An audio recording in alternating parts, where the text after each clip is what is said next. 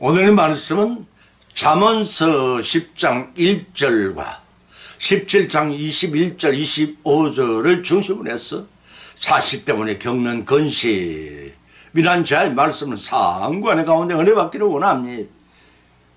혈연을 가리켜 천륜이라고 합니다. 남녀가 부부가 되는 인연을 하늘이 정해진 천정배필이라고 하고 자녀들을 생산하여 혈연을 맺는 것을 천륜이라고 하였습니다. 서로 다른 환경에서 자라나고 교육을 받고 정혼한 나이가 되면 선을 보고 마침내 부부가 되어 한 가정을 이루게 됩니다. 이것이 사람들이 사는 사회의 결혼 풍속도요, 가정 풍속도이기도 합니다. 창세기 2장 24절에서는 기록하기를 이러므로 남자가 부모를 떠나 그 아내와 연합하여 둘이 한 몸을 이룰지로다 라고 하였습니다. 그래서 이제 부부싸움은 칼로 물베기라고 우리나라에서 말하고 있는지 모르겠습니다. 하나님이 정해주신 두 사람의 남녀가 한 몸을 이룬다는 사실은 서로 이끌려 이루어지는 인인성사이긴 하지만 참으로 신비합니다. 이는 떨어져 찾던 반쪽들이 서로 만나 하나를 맞춰가는 삶이기 때문입니다. 창세기 1장 28절에 기록되기를 그들에게 복을 주시고 그들에게 이르시되 생육하고 번성하고 땅에 충만하라 하신 하나님의 축복에 따라서 한 가정을 이룬 부부가 자식을 낳고 자식이 자식을 낳는 것은 너무나 당연한 하나님께 주시는 번창의 축복인 것입니다. 이 축복을 논하고자 하는 것이 아닙니다. 이 축복을 바르게 성취해 나가는데 필요적인 문제는 생명 계대입니다. 정상적인 부모와 자녀 간에는 생명의 계대가 순조롭게 이루어집니다만 이루어진다면 아무 걱정이 없을 것입니다. 더더구나 양친 부모에게서 하자가 없다면 다행입니다. 부모의 이세들인 자식 때문에 고통을 당하는 가정에 너무나 적잖은데 심각성이 있습니다. 부모에게 폐역한 자식들이나 형제, 자매, 지간에 쟁투한 일을 겪는 부모들은 무자식이 상팔자라 탄식하며 자식이 많은 낳을 것을 걱정하지만 자식이 없는 것 때문에 세상에 근심이 생길 수도 있습니다. 어쩌다 예주정지 길러놓고 보니 미련한 자식 때문에 세상에 근심을 하지 않을 수가 없는 경우가 허다합니다. 천륜으로 맺어진 관계랄지라도 언젠가 하나님 부르심을 받으면 이별을 해야 하는 세상에 근심을 하지 않을 수가 없습니다. 그래서 사람들은 자식을 가리켜 예물단지라고 하는가 봅니다. 과연 성경은 우리에게 어떤 교훈을 하고 있는지 말씀들을 발췌 법으로 삼고 상고하는 가운데 피자의 성령의 감동감화 역사하시며 풍성한 은혜 받고 실천을 위해 결단은 귀중한 시간이 되시기를 예수님 이름으로 축원드립니다. 첫 번째는 아들이 없는 것 때문이라고 했습니다. 사무엘상 1장 11절과 16절을 찾아보면 기록하기를 맹세하여 가로되 만군의 여호와여 만일 주의 여종이 고통을 돌아보시고 나를 생각하시고 주의 여종을 잊지 아니하사 아들을 주시면 내가 그의 평생에 그를 여호와께 드리고 삭도를 그 문에 대지 않겠나이다. 당신의 여종을 악한 여자로 여기지 마옵소서. 내가 지금까지 말한 것은 나의 원통함과 격동됨이 많음을 인함이다 라고 하였습니다. 부부 검실이 좋은 가정일수록 딸들이 많이 태어나거나 무남 동료를 두고는 아예 자식이 없는 경우가 허다합니다. 아들 딸을 많이 서라에 두고 자녀를 인해 애간장을 태우고 고통을 당하고 사는 부모들은 무자식 상팔자라고 부러워합니다. 그러나 그것은 무자식의 쓸쓸함을 겪어보지 못한 복의 겨운 소리를 하고 핀찬을 받을 수가 있습니다. 본문의 경우는 자식을 사나이 많이 둔 여인과 자식을 낳지 못하여 서름을 당하는 한나의 이야기를 통해 교훈을 받는 바가 커다하겠습니다. 자식은 그 가문의 대를 잇는 측면에서 우리나라 조선시대부터 아들을 낳지 못하면 칠거지 제약이라고 해서 몇 명 안에 여인들을 순환을 받거나 그 시댁에서 쫓겨나기 마련이었습니다. 그러한 지배 사성은 유교적인 세상에 발상한 것이었습니다. 노후의 자식의 공양을 받고 편안한 여생을 보내고 사후에 제사를 받아먹기 위한 당연한 사전조책이기도 했습니다. 이런 사상은 선진사회에서는 조금 더 문제될 것이었고 부부지간에 애정이 짙은 가정과 기독교 가정의 별 문제를 발생이 지키지 않고 있습니다.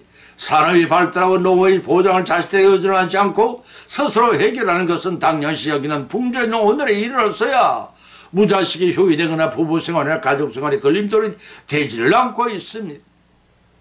극도로 개인주의가 되어가는 생활의 흐름에서 물질 제주의를 고집하여 살아온 결과 자식과 부모 간의 윤리적 문제마다 무너져 내려가고 있습니다. 그것들은 재산 문제로 부모를 구타하거나 심지어 청부살인이나 직접 살인한 배련의 비극이 심심치 않게 주변에 보여지겠으면 참으로 한심한 작대라고 아니할 수가 없습니다. 따라서 자식을 갖는 것도 복이 없는 것도 복입니다. 하나님께서는 주신 것을 인생의 이리라 저리 알 수 없고 왜 자식을 주셨는지 또는 아니 주셨는지 하나님이 온전한 때의 무엇인가 추구해 그 성조에 하나님 기쁘게 하시는 것이 우리 성도의 도리일 것입니다. 하나님께서는 공의 하나님이십니다. 반드시 그 이유가 있기 때문입니다. 그러나 당시에 한나는 본문에서 무자식으로 많은 고통과 슬픔을 당했습니다. 겪는 자에게는 비극이지만 바라보는 자에게는 실감이 가지 않기에 이해가 가지를 않습니다. 그래서 남편 되는 이년 말하기를 한나에게 당신은 여러 아들을 부럽지 않다고 위로를 했던 것입니다. 그러나 한나에게는 그 말이 고맙기는 했지만 만족을 줄 수 있는 위로의 말은 결코 될 수가 없었습니다. 한나는 하나님께 충심하고 기도한 결과 사무엘이라는 불세출의 위대한 선지자를 낳는 복을 받았습니다. 그렇지만 태의 문을 닫아서 무자식인 가정은 결코 낙심하지 마십시다. 영적인 자녀를 기르거나 입양을 하여 고아나 과부를 돌봐줌으로 불쌍한 근심은 제해버리고 하나님 말씀에 순종하여 오히려 복을 받기를 여러분은 주님을 향해 어리석은 종이 죽을 때입니다. 두 번째는 미련한 자식 때문에 하겠습니다. 본문의 말씀이 잠언서 10장 1절을 쳐다보면 기록하기를 솔로몬의 잠언이라 지혜로운 아들은 아비로 기쁘게 하거니와 미련한 아들은 어머니의 근심이라 하였고 잠언서 17장 21절 25절을 쳐다보면 미련한 자를 낳는 자는 근심을 당하나니 미련한 자의 아비는 낙이 없느니라. 지혜는 명철한 자의 앞에 있거늘 미련한 자는 눈을 땅끝에 두느니라. 미련한 아들은 그 아비의 근심되고 그 어머니 고통이 되느니라고 하였습니다. 호사가들이 저런 자식을 낳고도 미역국을 먹었을까? 라고 탄식하는 자녀들이란 배역한 아들이거나 아니면 친삭둥이라고 할 정도의 모자란 자식을 가리키는 말입니다. 배역한 아들은 지혜롭지 못해 아비를 기뻐하기는커녕 근심케 하는 아들입니다. 모자란 아들은 미련하여 어머니 근심이 될 뿐입니다. 특히 이들 중 지혜롭지 못한 아비를 건식에 만들거나 미련하여 어머니 근심을 끼치는 대다수는 정박가들입니다. 몸은 쑥쑥 자라는데 정신연령은 자라지 않는 경우가 허다합니다. 불신자들 이러한 경우 한탄하기를 천생에 내가 무슨 죄를 지었길래 이런 자식이 되어났나 하며 고민에 빠집니다.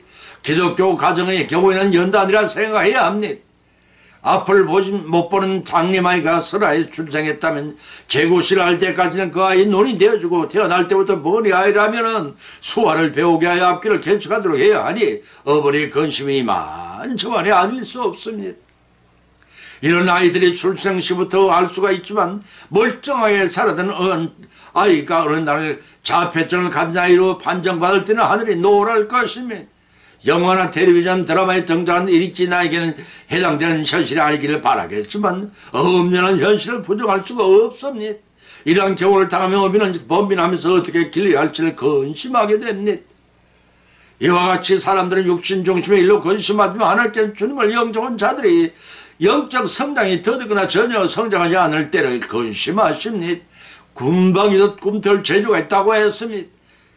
그러한 자들에게는 하나님께서는 각자 달란트를 주어서 생존 수단으로 삼게 하십니다. 그런데 본문에서 덜 떨어진 자, 곧 영적으로 미혹하고 미숙한 자들을 지적하고 있습니다.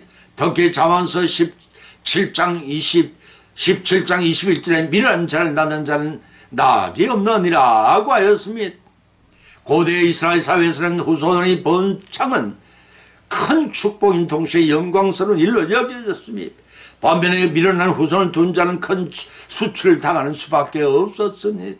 본절은 바로 이러한 사실을 반영한 것입니다. 본문 전반절에서 미련한 자, 히브리어로 캐시, 이러한 자는 교만에 빠진 자를 뜻하며 후반절에서의 미련한 자, 히 나발이란 참 죄를 얻지 못한 어리석은 자들을 의미하는 단어입니다.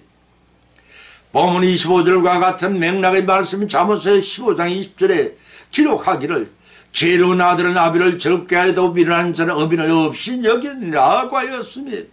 잠언서 10장 1절과도 같은 교훈으로서 죄로운 자는 부모의 훈계를 순종하면 더욱 죄를 얻어 부모에게 기쁨을 주지 위한 미련한 자는 부모의 산 훈계와 경험을 무시하고 스스로 악하고 미련한 길로 들어서서 부모에게 근심만 그리고 걱정만 끼치게 됩니다. 뿐만 아니라 심지어는 부모의 고통을 불러오기도 합니다.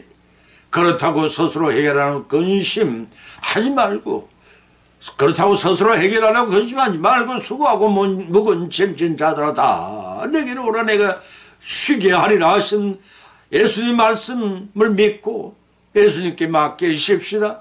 맡김으로써 해결받고 미련한 자식 때문에 당하는 근심을 떨쳐버리고 믿음으로 성난 저와 여러분이 되시기를 예수님의 이름으로 간절히 축원을 드립니다. 세 번째나 떠나간 아들 때문이라고 했습니다. 누가복음 15장 11절 13절을 찾아보면 기록하기를 어떤 사람이 두 아들이 있는데 그 둘째가 아비에게 말하되 아버지여 재산 중에서 내게 돌아올 분깃을 주소서 하는지라. 아비가 그 살림을 각각 나누어 줬더니 그 며칠로 못되어 둘째 아들이 재물을 다 모아 아주 먼 나라에 가서 거기서 허랑방탕하여 그 재산을 허비하더니 다 없이 한 후에 그 나라에 크게 흉년이 들어서가 비로소 궁핍한지리라. 이에 일어나서 아버지께로 돌아가니라. 아직 그 상가가 먼데 아버지가 저를 보고 처거니 여기에 달려가 목을 안고 입을 맞추니라 하고 하였습니다. 미국의 남북 전쟁 때 일입니다. 워싱턴 지역에서 대격전이 있었고 그날 저녁 시체가 겹겹이 쌓인 전장의 한쪽에 조롱을 들고 다른 한쪽에 확성기를 입에 대고 존 하트만 너희 아버지가 여기 있다 라고 외치는 백발 노인이 있었습니다. 그는 존 하트만이라는 사람으로서 아들과 같은 이름을 가지고 있었습니다. 그런 아들이 격전지에 쓰러졌다는 통지를 접하고 나서 혹시 아직 숨이 끊어지지 않았다면 임종 때까지 간호하고 혹 중상을 입어서는 간호해 살리고 싶은 마음이 간절해서 수많은 시체살이를 했지며 아들을 찾아다녔습니다. 그 아들의 이름을 부르고 아들의 대답을 귀 기울이며 기다릴 때 중상자들은 시름소리를 내었고 어떤 중상자는 하나님이시여 내게도 이러한 아버지를 주시옵소서라고 말하게 됐다는 것입니다. 그렇게 중상자들 시체는 더미 속을 내치며 아들의 이름을 목매어 불러 찾고 있는 저쪽 맞은편에서 존 하트만은 여기 있습니다 라는 목소리가 뚜렷이 들려왔다는 것입니다. 그는 급히 그쪽으로 뛰어갔습니다. 가까이 가서 피범벅이 된 중상자를 얼른 안아보니 털없는 아들이었습니다. 그는 서두르 아들을 덜쳐끄는 집으로 옮겼습니다. 걱정이 간호한 결과 아들은 아버지의 정성을 목숨을 건졌을 뿐만 아니라 건강을 회복하여 장수를 누렸다고 전했습니다. 전쟁이 끝나고 40년 유타주 솔트레이크에서 대기념회가 열렸는데 그때 아들 하트만은 당시의 상황을 말한 후 이렇게 고백하는 것이었습니다. 죽게 된 것을 아버지가 살려주었습니다. 내가 지금까지 이 세상에 살고 있는 것은 오로지 아버지의 은혜입니다. 그렇습니다. 인명은 제친의 인생의 생사복을 주관하신 하나님의 은혜 없이는 존시도 인생은 생존할 수가 없습니다. 시체의 더미 속에서도 생존케 하여 아버지의 구원을 받은 것은 전적인 주님의 대속의 은혜인 것입니다. 본문이 탕자의 아들로 비록 분깃을 탕진하고 거짓골로 돌아왔지만 아버지는 허물을 나무라지 않고 다시 아들로 받아주었습니다. 동구 밖에서 아들이 멈칫거리고 섰을 때 그 아들보다 먼저 발견하고 조자가 목으로 끌어안고 입 맞추고 새 옷을 입히고 아들을 인정하는 인장 반지를 끼우게 하고 새 신을 신긴 후에 하인들에게 살찐 송아지를 잡아 잔치를 폐설했습니다. 일터에 돌아온 큰아들이 불만을 토로하자 아버지는 이렇게 대답해 주었습니다. 누가복음 1장 32절에서 이 내 동생은 죽었다가 살아났으니 내가 이렇다가 얻었기를 우리가 즐거워하는 것이 기뻐하는 것이 마땅하니라 하고 하였습니다. 바로 이것이 하나님의 사랑인 것입니다. 고향을 정졌던 아들이 품바꾼 죄악 세상으로 떠난 아들을 잃어버렸던 아들 때문에 근심하지 마십시다. 아들이 돌아오기를 간절히 기도하며 탕자처럼 회개하고 돌아오게 하시는 하나님이십니다. 근심은 나를 세우지 말고 하나님의 은혜로 죄악 세상의 주님 품으로 돌아온 아들을 기쁨으로 마셔야 하시는 저와 여러분이 되시기를 예수님 이름으로 간절히 축을 드립니다. 결론을 맺습니다. 오늘의 본 말씀은 상고하는 가운데 각자 믿음대로 은혜를 받았고 또한 세 가지 교훈을 받은 줄 압니다. 그 첫 번째는 세상의 근심은 자식이 의에 없는 것 때문이라고 했습니다. 속을 썩기를 미라는 자식보다는 차라리 없는 게 낫습니다. 노후를 의지하거나 제사를 받아먹으려는 불신자들이 아닐진데 영적 자손을 양육하거나 구하를 돕는 게 더 바람직할 것입니다. 그 두 번째는 세상의 근심은 죄 없지 못한 미련한 자식 때문에 하고 했습니다. 하나님을 바로 섬기는 순종의 삶을 살지 못하고 육신의 정욕을 위해 세상의 것들을 추구하게 고집하는 자식 때문에 근심하지 말라는 것입니다. 그 세 번째는 세상의 근심은 떠나가는 아들 때문에 했습니다.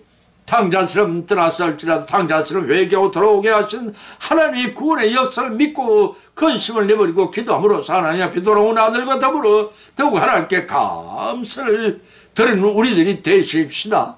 실천 이러한 교훈을 받은 것으로 거치지 말고 우리의 실생활의 가운데 실천해 풍성한 결실을 거둬 하나님 기쁘게 애드시는 우리 모두의 믿음의 여생이 성리로 끝나시기를 예수님의 이름으로 간절히 축원을 드립니다. 찬송가 400장을 올리겠습니다.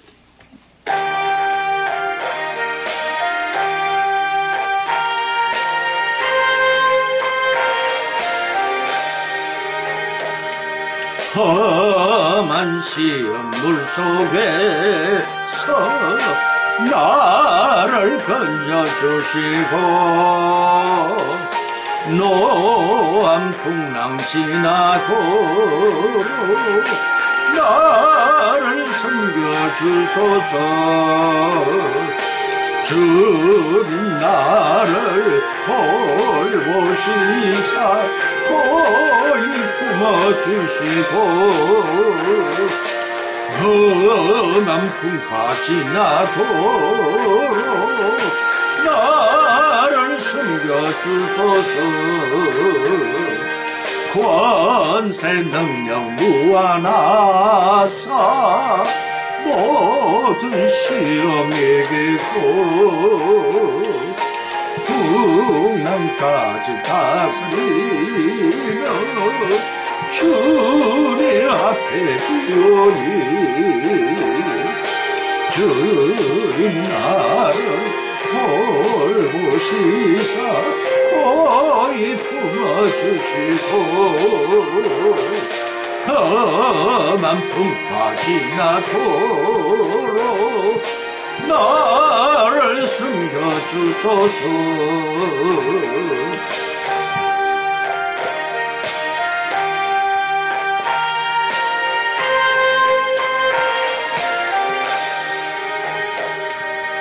죄악 길에 빠진 이모 캄캄한 내내며